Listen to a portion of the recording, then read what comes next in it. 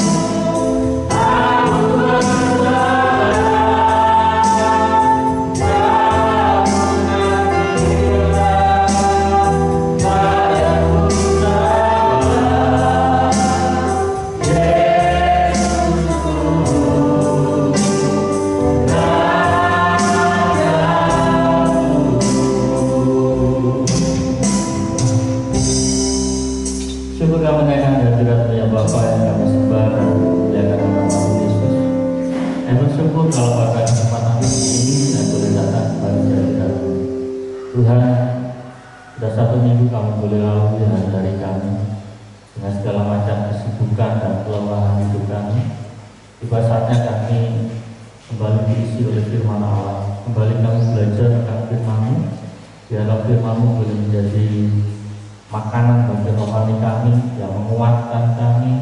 Firman-Mu menjadi suluh atau pelita penerang akan setiap jalan-jalan kami. Terima kasih Bapa, Tuhan tolong kami. Lebih kami akan menyampaikan firman-Mu, Tuhan pimpin, Tuhan tuntun agar kami menyampaikan firman-Mu sesuai dengan kehendak-Mu. Dalam nama Tuhan Yesus kami sambut firman Allah dengan ucapan syukur. Haleluya.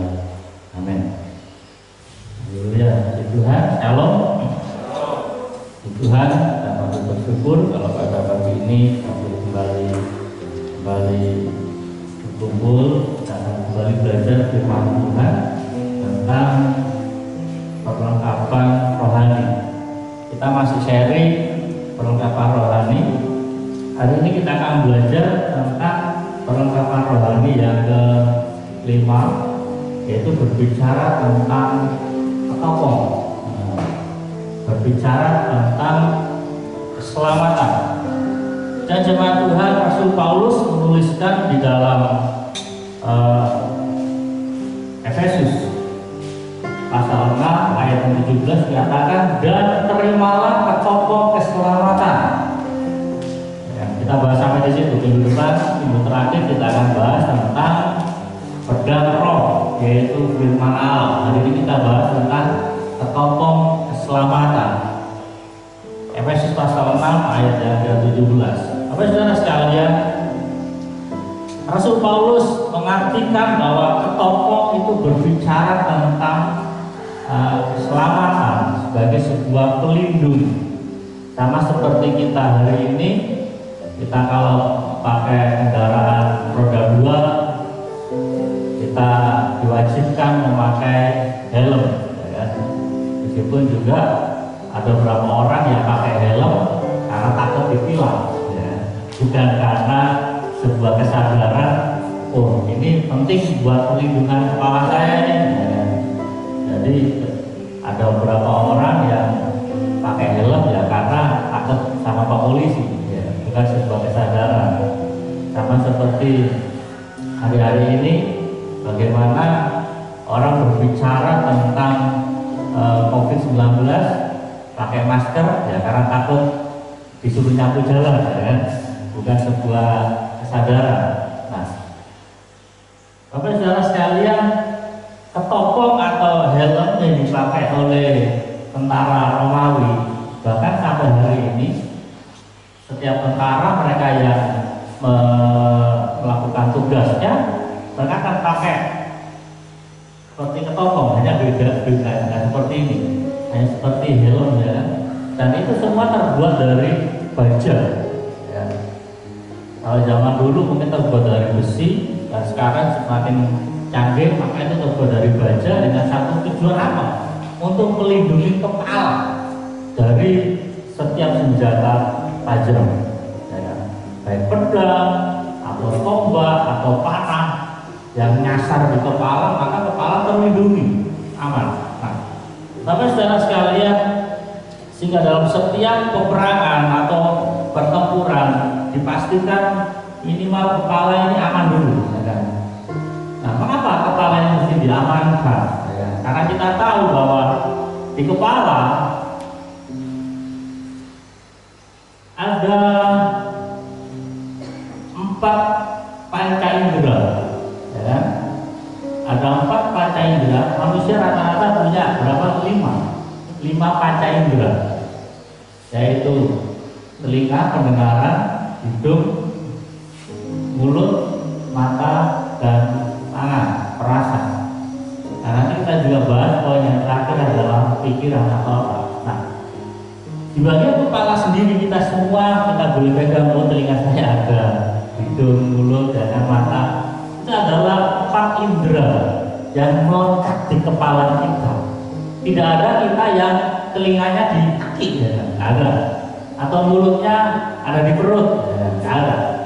Jadi kepala memiliki 4 bagian indera dari 5 indera manusia. Berarti sangat-sangat penting sekali bagaimana kepala ini masih dilindungi. Nah, saudara sekalian, dan saya tambahkan juga, yang kebetulan saya dapat gambar ini, ya. Jadi saya dapat gambar ini pas juga pembahasan saya tentang nanti berbicara tentang otak atau pikiran. Dan ada satu bagian penting yang tidak kelihatan. Kalau telinga kan dapat dilihat, mata dapat dilihat, hidung dapat dilihat, kemudian mulut dapat dilihat. Tetapi ada satu bagian yang sangat penting yang tidak terlihat, yaitu otak. Dimana nanti kita akan bahas poin yang terakhir bahwa otak atau pikiran adalah sesuatu yang juga sangat penting. Bagaimana kalau seseorang dalam peperangan kepalanya, mungkin pedang itu nggak kena telinganya, mungkin pedang itu tidak kena matanya, tetapi pas kena batok kepalanya dan membelah otaknya, maka apa yang terjadi? Kematian. Kalaupun oleh karena kecanggihan medis, tadi malam saya cerita ke Adirsa, ada seorang hamba Tuhan dari ICA Surabaya ditugaskan untuk melakukan pembangunan gedung gereja di Kuala Lumpur dan terjadi kecelakaan, mobilnya hancur dan dia akhirnya dilarikan ke rumah sakit Singapura dan terjadi pendarahan di otaknya. Sembuh, ya kan, memang sembuh. Hari ini sudah bisa beraktivitas lagi. Nah, tetapi ada terjadi gangguan-gangguan, ya kan? Karena di otak kita ada banyak saraf dan orang ini harus melakukan terapi untuk pemulihan. Tapi saudara sekalian, jadi betapa pentingnya bagian kepala ini harus dilindungi. Tidak sekedar melindungi yang kelihatan, telinga, hidung, mulut, mata, tapi ada juga bagian di dalam, yaitu berbicara tentang pikiran. Kita cepat aja karena ada 5 poin yang akan kita bahas. Yang pertama kita berbicara tentang mata. Ketopong harus dikenakan di bagian kepala karena harus ada yang dilindungi, harus ada yang dipelihara. Secara rohani mata sangat penting. Kita lihat di dalam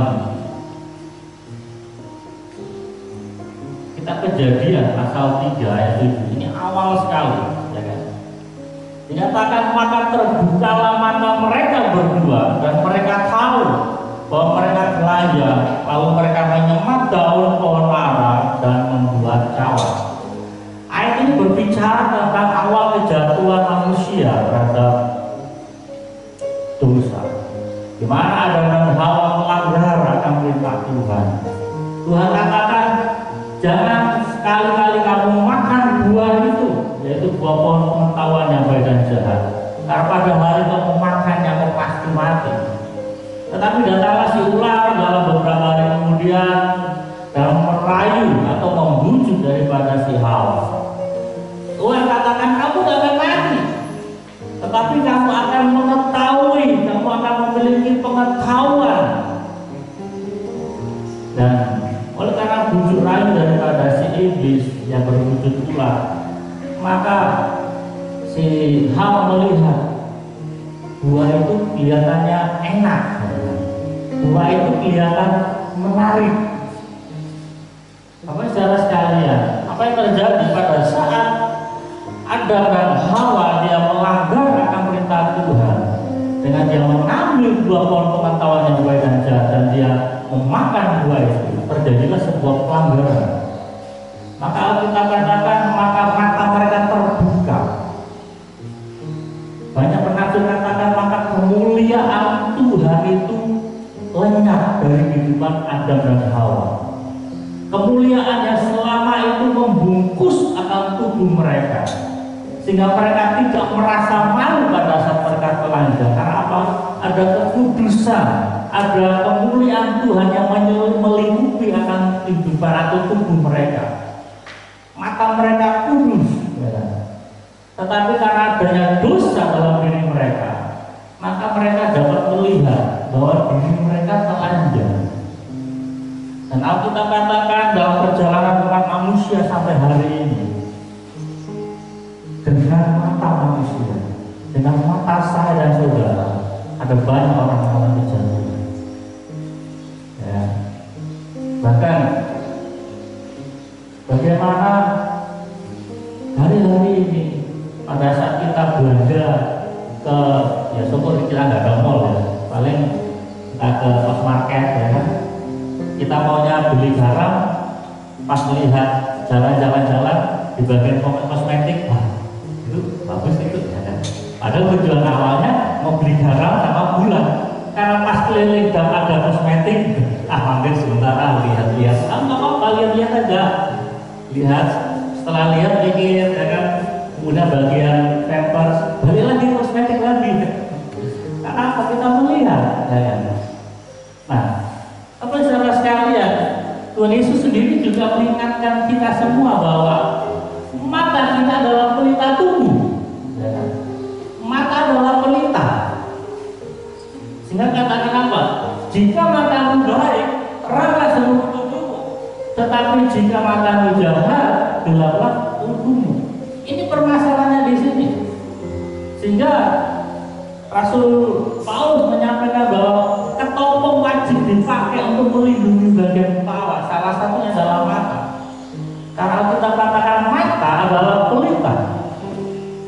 Pada saat mata kita gelap, orang akan melakukan apa? Pembunuhan. Kenapa dia membunuh? Dia sudah gelap mata. Padahal dia bisa melihat, tetapi secara psikologis pikirannya, matanya sudah buntu, sudah gelap.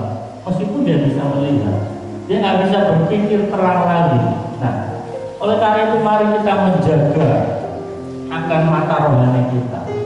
Silakan mata kita masih bisa melihat, tetapi mari jangan sampai terjadi kegelapan secara rohani dalam mata kita. Nah, Bapak saudara sekalian, ada sebuah cerita yang mengingatkan kita tentang Lot, ya kan? Dikatakan lalu Lot melayangkan pandangannya. Ini peristiwa setelah mereka antara gembala Lot dan gembala Abraham, mereka berkelahi karena masalah tempat penggembalaan yang mulai kurang. Lalu Abraham katakan, Lot, kita ini kerabat, jangan ada perkelahian antara kita, malu dengan tetangga kita. Abraham sebagai paman yang ambil sebuah keteladanan yang baik. Jangan sampai ada perkelahian di dalam keluarga, malu ya, dengan tetangga.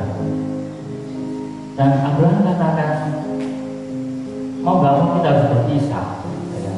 Karena tempat penggembalaan kita ini semakin sempit. Abraham katakan, kalau kamu ke kiri, aku akan ke kanan. Nah, jarang orang lebih tua itu berkata seperti itu. Biasanya kalau orang lebih tua katakan, aku ke kiri ya, kamu ke kanan ya kan? Aku ke kanan, kamu ke kiri. Tapi Abraham beda. Abraham katakan, kalau kamu ke kiri, aku ke kanan. Kalau kamu ke kanan, aku ke kiri. Artinya apa? Abraham dapat sisa. Lot mendapatkan prioritas yang besar dari Abraham, tetapi sayangnya Lot hanya memandang secara jasmani tanpa memandang kejahatan Sodom dan Gomora. Lot melayangkan pandangannya dan dilihatnya lembah Yordan seperti taman Tuhan. Oh, banyak airnya, rumputnya hijau, cocok ini untuk pengembalaan saya. Tetapi pandangan rohaninya gelap. Dia mengesampingkan perkara rohani, ya kan? Bagaimana Sodom dan Gomora memiliki kehancuran moral. Ya. Ini yang saya masukkan dari masalah firman Tuhan. Jangan sampai kita dapat melihat secara jasmani, tetapi secara rohani kita nggak bisa melihat secara jelas. Jangan sampai ini terjadi dalam kehidupan kita. Oleh karena itu mari kita jaga pandangan rohani kita. Karena mata adalah pelita bagi tubuh kita. Perkara yang kedua, indera kedua yang harus dilindungi apa? Berbicara telinga. Alkitab katakan, karena telinga itu memuji kata-kata seperti langit-langit mencecap makanan. Ayub dia katakan karena telinga itu memuji kata-kata. Saudara sekalian, seberapa banyak saya dan saudara atau orang-orang di luar sana yang mengalami depresi yang luar biasa, tidak sekedar dari apa yang dilihat, tetapi dari apa yang didengar. Kita mendengar berita sana sini melalui media sosial yang begitu cepatnya hari-hari terjadi. Kita mendengar sehingga kita mengalami rasa putus asa. Nah, bagaimana solusinya? Kan kita nggak bisa menutup telinga kita terhadap semua informasi. Kita nggak bisa membuang semua sarana-sarana informasi. Kalau kita membuang semua itu, maka kita akan kembali kepada zaman baru. Kita harus tetap berjalan dengan kemajuan zaman. Kita harus terus mengikuti segala sesuatunya. Tetapi mari kita fungsikan telinga kita sebagai alat pemuji. Kita nggak bisa terima semua informasi itu sebagai kebenaran, meskipun itu fakta. Saudara bisa bedakan ya, kebenaran dengan fakta. Fakta hari ini saya dan saudara bisa sakit. Fakta hari ini saya dan saudara bisa kekurangan uang. Tetapi apakah itu kebenaran? Kebenaran adalah sesuatu yang berbicara dari Tuhan. Kebenaran adalah sesuatu yang bersifat hakiki, yang dari Allah. Kalau kita katakan, ya memang nasib saya seperti ini Pak, memang nasib saya ini ditakdirkan untuk hidup susah, berarti saudara melawan kebenaran. Faktanya memang hari ini kita sedang susah, fakta, tetapi kebenarannya seperti itu. Kebenarannya adalah mari kita datang pada Tuhan. Kita mau patahkan akan semua fakta-fakta yang menyulitkan hidup kita. Nah, sehingga dikatakan telinga harus menjadi sebuah pemuji.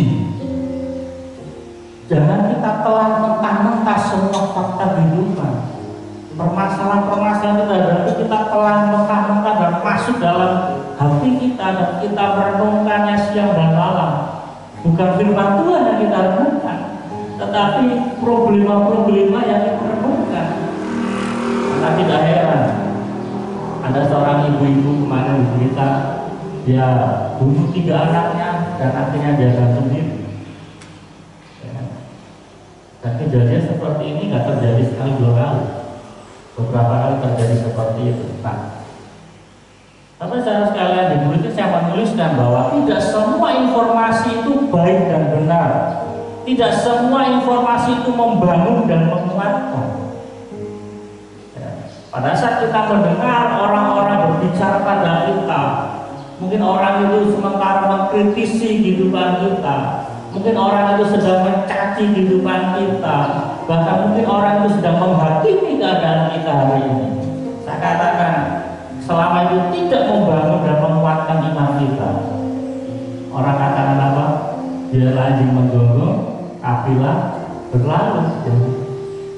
Kita harus mampu memiliki telinga untuk memuji. Pertanyaannya adalah bagaimana? Mari kita lihat dalam firman Tuhan. Yesaya pasal 54 ayat yang keempat, 50 ayat yang keempat. Tuhan Allah memberikan kepadamu lidah seorang murid, supaya dengan perkataan aku dapat memberi semangat pada orang, semangat baru pada orang yang itu. Perhatikan ini yang saya maksud. Setiap pagi ia mempertajam pendengaranku untuk mendengar seperti seorang murid. Amin. Dikatakan mari setiap pagi kita mempertajam pendengaran kita. Ada masalah? Bukan. Ada fakta-fakta kehidupan? Bukan. Tetapi terhadap apa? Untuk mendengar seperti seorang murid perkataan Tuhan yang kita juga telinga. Yang mempertajam.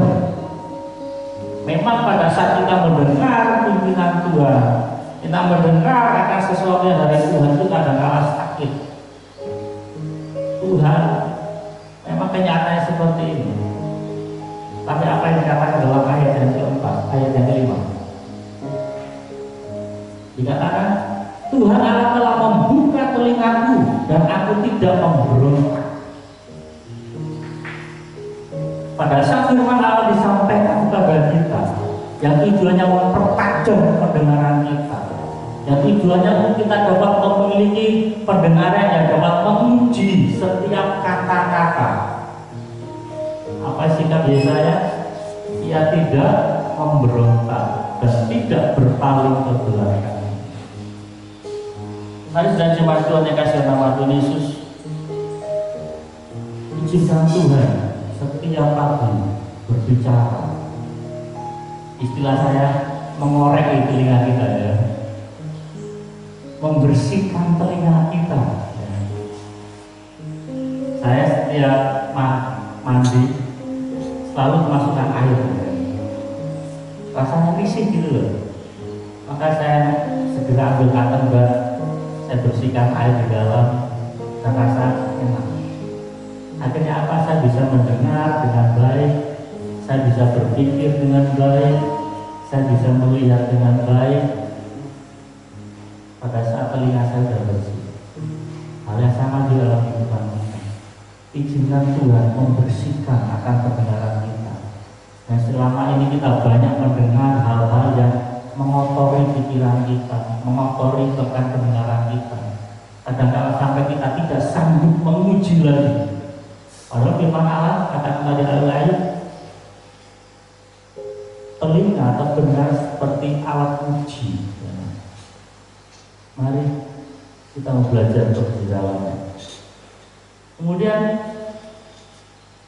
indera yang ketiga yang dilindungi, yaitu lidah. Yang Paulus dikatakan seperti ini, lidah juga. Demikian juga lidah, walaupun suatu anggota kecil dari tubuh, namun dapat memegahkan perkara-perkara besar. Ya, sampai situ.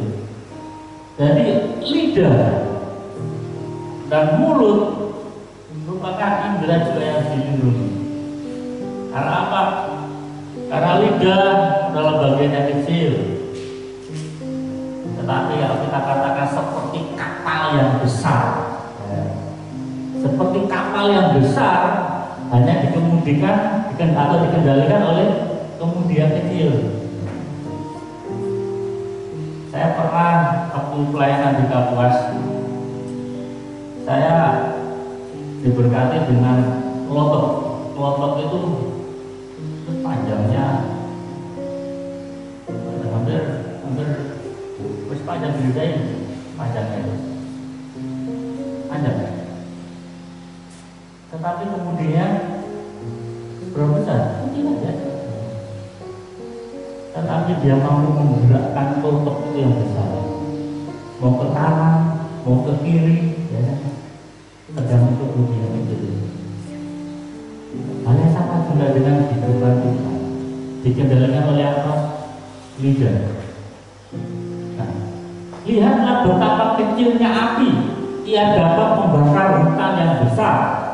Lidah pun adalah api yang merupakan suatu dunia kejahatan dan mengambil tempat di antara anggota-anggota tubuh kita sebagai sesuatu yang dapat menodai seluruh tubuh dan menyalakan roda kehidupan kita, sedang ia sendiri dinyalakan oleh api neraka.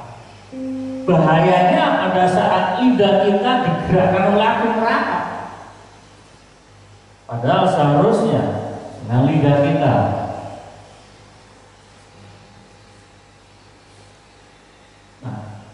Matius pasal 15 ayat 18 dikatakan, tetapi apa yang keluar dari mulut berasal dari hati, dan itulah yang menajiskan orang. Apa saudara sekalian, seberapa banyak saya dan saudara sudah menyakiti orang dengan perkataan ini? Sudah seberapa banyak dengan mulut kita melepaskan kata-kata yang penting saya puas.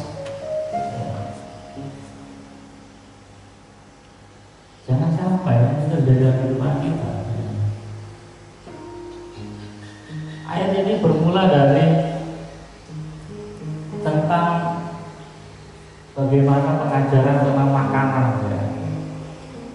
Dan akhirnya Yesus sampaikan, bukan makanan yang masuk dalam mulut yang menajiskan orang. Karena makanan masuk dalam mulut dan besok keluar ke jamban, selesai, tidak ada masalah. Tetapi yang jadi masalah adalah pada saat kita berkata-kata, dan kata-kata itu adalah sesuatu yang tidak jadi berkat, yang dapat memberikan dampak buruk bagi orang lain, maka kehidupan kita nggak bisa jadi berkat. Saudara sekalian, nggak muncul istilah yang tadi, nyata patah mulutmu harimau.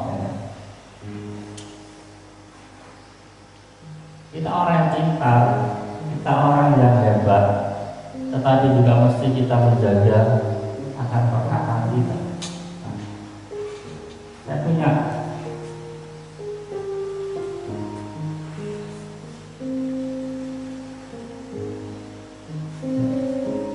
dikatakan, tetapi apa yang keluar dari mulut berasal dari hati dan itu yang menajiskan orang. Saya garis bawah di sini, melalui suara kita orang lain dapat juga mendengar suara Tuhan dalam hidupnya. Harapan kita adalah dengan perkataan kita, mari orang lain juga dapat mendengar suara Tuhan melalui perkataan kita. Dalam keterbatasan kita, di dalam situasi yang sementara kita hadapi, mari kita belajar bahwa orang lain akan mendengar suara Tuhan, bukan dari surga, tetapi dari suara kita, dari perkataan kita. Orang lain akan mendengar ini firman Allah. Melalui perkataan kita, orang lain akan dikuatkan. Melalui perkataan kita, maka orang akan dibangun. Memang kadang-kadang pada saat kita sedang sakit hati, kita sedang ada dalam kepahitan, rasanya kita ingin meledakkan diri dengan ucapan-ucapan. Tetapi mari kita jaga. Dalam situasi yang seperti itu, kita menguasai akan mulut kita. Jangan sampai lidah kita seperti api yang kecil dan dapat membakar hutan yang besar. Apa hasil sebuah kebakaran? Hanya abu dan alam. Tidak ada sesuatu yang baik. Perkara yang keempat adalah hidup. Saya cukup berpikir, Tuhan, apa yang Tuhan sampaikan tentang hidup? Aku katakan tidak banyak ayat, dikatakan ketika itulah Tuhan Allah membentuk manusia itu dari debu tanah dan mengembuskan nafas hidup ke dalam hidupnya. Demikianlah manusia itu menjadi makhluk yang hidup. Apa saudara sekalian, indera penciuman merupakan indera yang penting. Bukan suatu tanpa maksud Tuhan memilih hidup ya, untuk mengembuskan katakan nafas hidup. Dia mengembuskan rohnya melalui hidup. Oh, Tuhan tidak mengembuskan nafas hidup melalui telinga. Maka Tuhan tidak mengembuskan nafas hidup melalui mulut manusia. Atau Tuhan mengembuskan nafas hidup melalui mata manusia. Tapi Tuhan mengembuskan nafas hidup melalui hidupnya. Dan kita tahu dalam kondisi secara normal manusia sampai hari ini bernafas lewat hidup. Tapi saudara sekalian,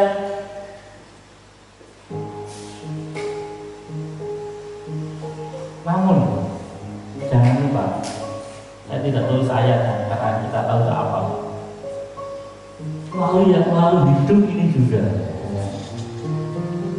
seharusnya kita dapat menghirup O2, udara yang segar. Tapi juga di sisi lain melalui hidup ini juga Esau kehilangan Tuhan.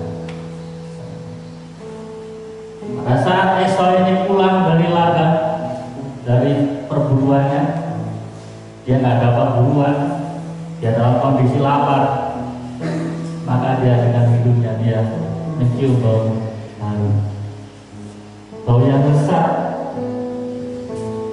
ya, bau-bauan yang membuat dia semakin lapar. Ingat cerita apa yang terjadi? Esok katakan, buat apa saya nggak kesurupan? Tos bentar lagi saya mati.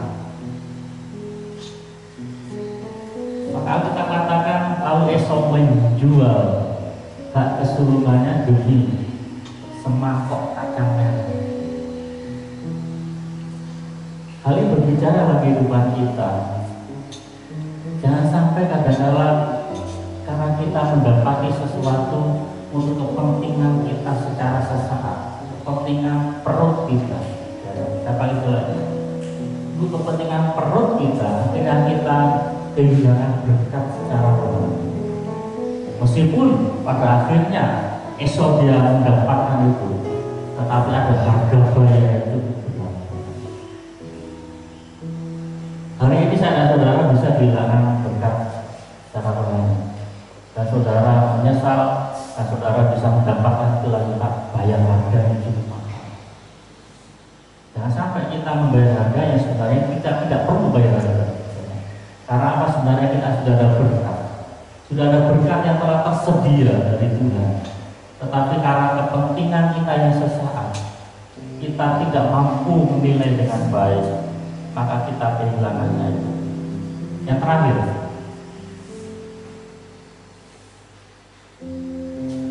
yaitu pikiran. Tapi saudara sekalian,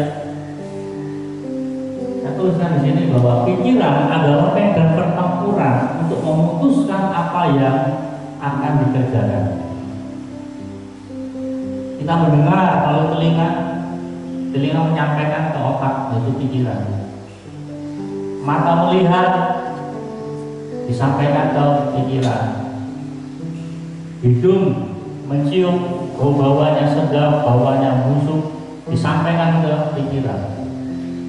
Mulut mengecap dan akan berkata-kata itu berasal dari pikiran.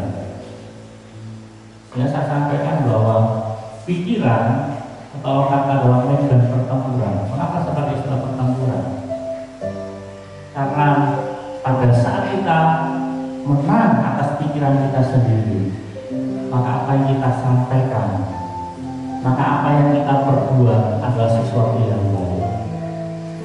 Tetapi pada saat kita kalah dalam pertempuran, maka kita melakukan keputusan-keputusan yang tidak baik. Nah, sehingga Raja Daud katakan seperti ini. Dalam kerendahan hatinya dia katakan, Tuhan, selidiki aku ya Allah, dan kenalah hatiku. Ujilah aku dan kenalah pikiran-pikiranku. Raja Daud dia menyadari pada saat dia mencapai kekuasaan yang begitu tinggi, kekuasaan yang begitu besar, nggak gampang saudara. Pada saat Raja Daud dikelilingi oleh istri-istrinya, dia dikelilingi oleh permaisurinya, dia memiliki kekayaan yang begitu besar, dia memiliki kekuasaan yang begitu besar, tidak gampang mengendalikan diri. Intinya apa? Ya istri udah banyak, tapi mengapa dia berzina? Ya? Dia kekuasaan punya, tetapi dia mengapa harus bunuh? Apa?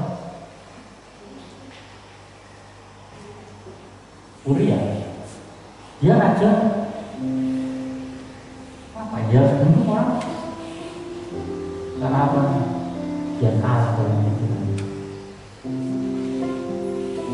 Dan kalau kita baca keseluruhan akan pasal itu, dia katakan, Tuhan, Engkau yang menekan aku di kandungan ibuku. Tuhan, kalau aku terbang ke langit, Engkau ada di sana. Tuhan, kalau aku turun ke dunia orang mati, Engkau pun ada di sana. Dia menyadari keterbatasan dirinya, sehingga dia katakan, ini bukan kata-kata kesombongan, Tuhan ujilah aku, enggak, tetapi keterbatasan dia. Berawal dari kegagalan hidupnya, bagaimana dia mengalami masa-masa yang sulit, bagaimana dia harus melarikan diri dari anaknya Absalom. Dia katakan, Tuhan, ini gara-gara pikiranku. Pada saat dia melihat si Batseba mandi, dia nggak bisa menguasai pikirannya. Tuhan, ujilah aku, kenallah pikiran-pikiranku. Apa saudara sekalian, kadang-kadang dalam situasi kejayaan, dalam situasi yang penuh dengan kekuasaan, hampir semua orang akan menganggap diri paling benar. Dalam kasusnya Daud, pada saat dia sudah berzina dengan Batseba, untuk melindungi dirinya, dia melakukan pembunuhan. Dia pikir Tuhan tidak tahu. Tetapi pasal ini, pasal 139, Daud terbuka, Tuhan, meskipun aku terbang sampai ke langit, Engkau Tuhan ada di sana. Dengan kata lain dia katakan, Tuhan, pada saat aku ada dalam kemenangan ini karena Tuhan. Kesadarannya dia miliki. Pada saat dia jatuh dalam dosa, dia dikatakan, kalaupun aku turun ke dunia orang mati, Tuhan ada di sana. Raja Daud yang menyadari akan keterbatasan dirinya. Oleh karena itu, bagaimana kita menjaga pikiran kita? Mari kita izinkan Tuhan untuk kembali menguji. Tuhan memeriksakan hati kita. Salah satunya tadi adalah Tuhan mengoreksi pendengaran kita. Kalau pernyataan Daud katakan Tuhan menguji, memeriksa hati kita.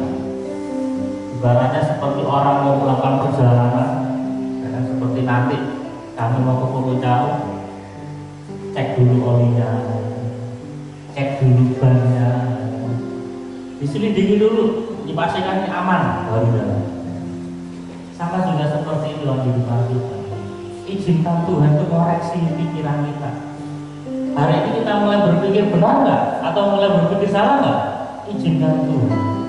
Kadang-kadang jujur kita berbohong terhadap diri sendiri. Kita sudah melakukan kesalahan, kita berbohong. Saya melakukan ini kan karena ini ya. Kita melakukan adu argumentasi dengan diri sendiri untuk apa? Mencari pembenaran diri sendiri. Tetapi kalau Tuhan yang menguji, kalau Allah yang menyelidiki, maka kita akan berkata, ya atau tidak. Izinkan Tuhan. Perkara yang kedua, yang untuk bagaimana kita dapat menjaga otak atau pikiran kita. Katakan, lalu ia membuka pikiran mereka sehingga mereka mengerti kitab suci. Apa saudara sekalian, perkara yang kedua untuk bagaimana kita menjaga pikiran kita adalah izinkan Tuhan membuka pikiran kita terhadap apa? Firman Allah. Hampir-hampir sama, kadang-kadang kita melakukan pembenaran terhadap firman Allah. Firman Allah menegur kita, firman Allah mengingatkan kita, kita adu argumentasi dengan Tuhan. Tapi Yesus katakan, izinkan pikiran kita dibuka. Kita dapat mengerti, oh ini firman Tuhan. Meskipun firman Allah ini pahit, meskipun firman Allah ini pedas rasanya, tapi untuk kebaikan saya. Kita dibuka, kita dibuat mengerti. Perkara ketiga dari pikiran adalah, jadi akhirnya saudara-saudara semua, katakan apa? Semua yang benar, semua yang mulia, semua yang adil, semua yang suci, semua yang manis, semua yang sedap didengar, semua yang disebut kebajikan dan patut dipuji, apa dikatakan? Pikirkanlah itu. Artinya apa? Jangan mengizinkan pikiran jahat ada dalam pikiran kita. Jangan izinkan pikiran amarah melekat dalam diri kita selama-lamanya. Tetapi perkara yang manis, perkara yang indah, perkara yang manis, semua yang sedap didengar, Katakan pikirkan itu. Artinya apa? Mari kita senantiasa memikirkan bagaimana hal-hal yang dapat menjadi berkat, perkara-perkara yang dapat membangun orang lain, meskipun keadaan kita hari ini gak enak. Sering Bu Gembala mengingatkan saya pada saat saya pakai istilah ini, Tuhan izinkan kami membalas kejahatan dengan kebaikan. Bu Gembala katakan ini kesempatan. Ini adalah sebuah kesempatan untuk kita membalas kejahatan dengan kebaikan. Pertanyaannya bagaimana dengan itu? Pada saat semua orang atau seringkali orang-orang menyakiti kehidupan kita, kemudian ada sebuah momen, sebuah kesempatan untuk kita membalas apa yang mereka berbuat itu adalah jahat kepada kita dan kita mau berbuat yang baik. Bagaimana kita bisa melakukan itu kalau kita tidak mendahului menguasai pikiran kita? Saudara sekalian, mari kita melatih pikiran kita, ya. Melatih pikiran kita untuk kita senantiasa memikirkan semuanya adalah di atas, yang benar, yang mulia, yang manis, ringan, yang sedap, pokoknya yang bagus-bagus. Itu bukan sekedar diri kita, tetapi yang harus kita praktekkan orang lain. Maka pada saat kita melakukan itu, maka ketopong keselamatan itu akan nyata dalam hidup kita. Kita akan mampu melindungi bagian kepala kita. Keselamatan yang Tuhan telah anugerahkan dalam diri kita mampu menjadi pelindung. Saya kasih penutup seperti ini. Apakah saudara-saudara dapat menjadi berkat bagi orang lain pada saat kita mendapat keselamatan? Apakah kita dapat menjadi berkat kalau kita hanya memikirkan yang jahat? Apakah faedahnya keselamatan yang kita terima dari Tuhan kalau dengan mulut kita seringkali mencaci orang? Apakah faedahnya keselamatan yang Tuhan anugerahkan bagi kita kalau kita hanya menampung hal-hal yang negatif dalam pendengaran kita?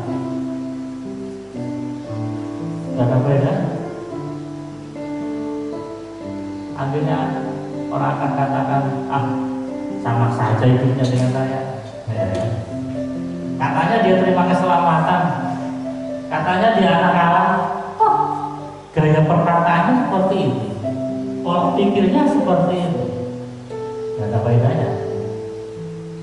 Mari saudara sekalian, saya tidak banyak membahas Tuhan. Gunakan ketopong keselamatan yang Tuhan berikan untuk minimal melindungi 4 indera yang kelihatan: mata kita, pendengaran kita, hidung kita, mulut kita. Dan satu poin yang sangat penting yaitu pikiran kita. Izinkan firman Allah menguasai. Izinkan Tuhan untuk menguji dalam kehidupan kita, mengenal pikiran-pikiran kita. Mari kita tundukkan kepala, kita berdoa. Terima kasih Tuhan untuk firman Allah yang boleh kami renungkan pada pagi ini yang berbicara tentang ketopong keselamatan. Tuhan, kami bersyukur bahwa Tuhan telah menganugerahkan kepada kami keselamatan. Tanpa kami berjuang mendapatkan keselamatan yang kekal, Tuhan telah menganugerahkan. Tetapi Tuhan mau bahwa keselamatan itu boleh menjadi berkat bagi orang lain. Keselamatan itu boleh memproteksi akan indera rohani kami. Jangan sampai kami jatuh. Jangan sampai kami gagal. Jangan sampai kehidupan kami menjadi batu sandungan bagi orang lain. Tuhan tolong kami, Tuhan tolong umatmu, baik umatmu yang hadir dalam ibadah tadi ini, maupun umat-Mu yang mendengar melalui rekaman ini nantinya. Tuhan tolong, di mana saja kami berada, biarlah keempat indera yang Tuhan berikan bagi kami, dengan pikiran yang Tuhan percayakan bagi kami, itu dapat terlindungi dengan sebuah kesadaran bahwa keselamatan yang Tuhan telah berikan itu berdampak positif. Kami mampu jadi berkat bagi orang lain, dan keselamatan yang besar daripada Tuhan dapat kami pelihara sampai Tuhan datang kembali kedua. Terima kasih Bapa. Tuhan Yesus, kami juga menyerahkan akan umat-Mu dalam setiap pergumulan mereka, apapun yang mereka hadapi hari-hari ini, fakta-fakta kehidupan yang mereka hadapi hari ini, biarlah mereka tetap memandang pada Tuhan. Mereka tetap mempercayai bahwa firman Allah ya dan amin. Tuhan tidak pernah meninggalkan mereka. Saat mereka sakit, Tuhan yang mampu menyembuhkan. Saat mereka dalam kekurangan, Tuhan yang mencukupkan segala sesuatunya. Saat mereka susah, biarlah Tuhan yang menghidupkan dalam kekuatan kuasa-Mu. Terima kasih Bapak. Tuhan, kami juga berdoa untuk bangsa dan negara kami, memberkati para pemimpin di bangsa ini dalam masa-masa pandemi, dalam kalau bulan depan akan dilakukan pilkada serentak di seluruh Indonesia. Mari Tuhan tolong berikan keamanan, Tuhan berikan ketertiban, Tuhan berikan situasi yang kondusif, Tuhan berkati. Terima kasih Bapak, Tuhan berkati akan setiap aparat keamanan, baik TNI maupun Polri, dalam menjalankan tugas pengamanan, semuanya boleh berjalan dengan baik. Setiap calon-calon mereka yang akan terpilih dan terpilihnya nanti, biar mereka boleh menjalankan amanah mereka dengan penuh tanggung jawab dan takut Tuhan. Dan bagi calon-calon mereka yang kalah, Tuhan, mereka dapat lapang dada menerima kekalahan itu. Terima kasih Bapak. Terima kasih Tuhan. Tuhan berkati akan gereja kami. Tuhan berkati gereja ini dalam perkembangan dan pertumbuhannya, agar gereja ini boleh menjadi berkat. Gereja ini boleh menyatakan kemuliaan Tuhan. Tuhan juga berdoa untuk hamba-hamba-Mu. Kalau hari ini ada beberapa hamba-Mu dengan kebukaan, di antaranya adalah Ibu Pendeta Bernardo Bintang, di mana suaminya telah panggil beberapa hari lalu. Dalam kekuatan dan penghiburan ternyatakan bagi mereka. Dan juga berkati akan hamba-Mu Pendeta Erikson Panjaitan, yang kalau tadi pagi Tuhan telah panggil anaknya. Biarlah penghiburan dan kekuatan Tuhan nyatakan bagi semua hamba-Mu ini, di mana orang-orang yang mereka cintai Tuhan panggil. Kami tahu bahwa segala sesuatu adalah siji dan benar daripada Allah. Biarlah Tuhan nyatakan kemurahan yang berkat, penghiburan yang kekal Tuhan nyatakan bagi mereka semua. Dan juga berdoa untuk istri daripada Bapak Pendeta Erikson Panjaitan yang sementara terbaring setelah operasi.